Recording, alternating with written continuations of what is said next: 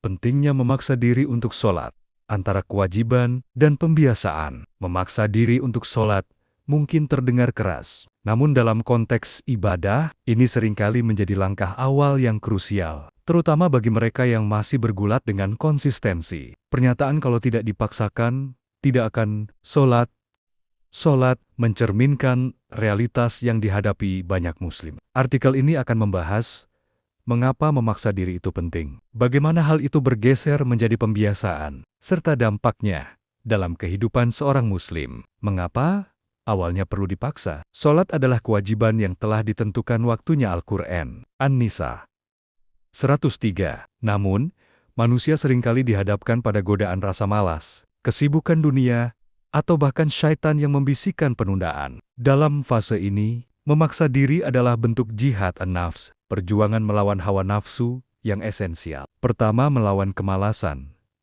Seringkali, dorongan terbesar untuk tidak sholat datang dari rasa malas. Memaksa diri untuk bangkit, berwudu, dan berdiri di sajadah adalah bentuk perlawanan langsung terhadap bisikan negatif ini. Kedua, disiplin diri.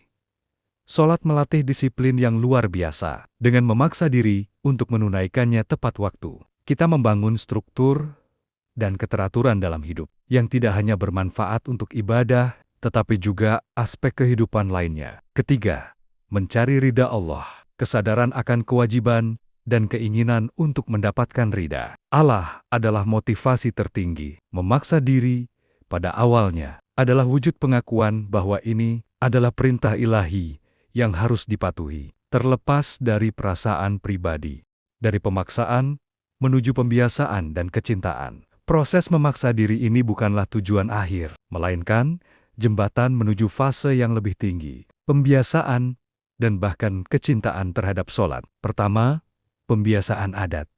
Setelah beberapa waktu secara konsisten dipaksa, tubuh dan pikiran akan mulai terbiasa dengan ritme sholat. Awalnya terasa berat, lama-kelamaan akan terasa ringan, dan bahkan aneh jika ditinggalkan. Ini adalah tahapan di mana sholat menjadi bagian tak terpisahkan dari rutinitas harian. Kedua, menemukan ketenangan.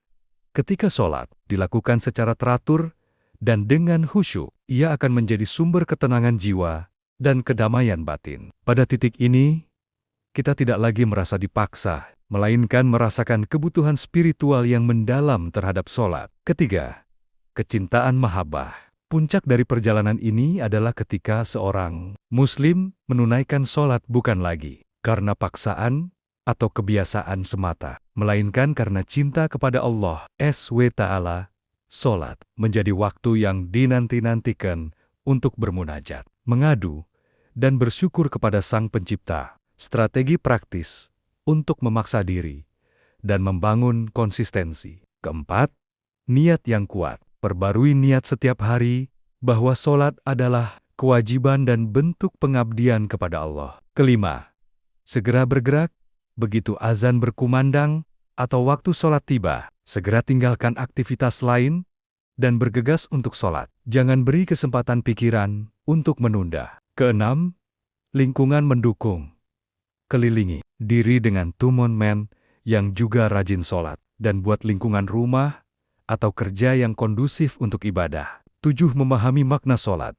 Pelajari dan pahami makna bacaan sholat. Ini akan membantu meningkatkan kekhusyukan dan kecintaan. Kedelapan, mengingat ganjaran dan azab. Ingatlah pahala besar bagi mereka yang menjaga sholat dan ancaman bagi yang meninggalkannya. 9. Doa mohon kepada Allah Subhanahu wa Ta'ala agar diberikan kemudahan dan keistiqomahan dalam menunaikan sholat. Pada akhirnya, memaksa diri untuk sholat di awal adalah investasi jangka panjang untuk kehidupan spiritual yang lebih baik. Ini adalah langkah awal yang mungkin terasa berat, namun akan berbuah manis berupa pembiasaan positif, kedamaian hati, dan kedekatan dengan Allah Subhanahu wa Ta'ala.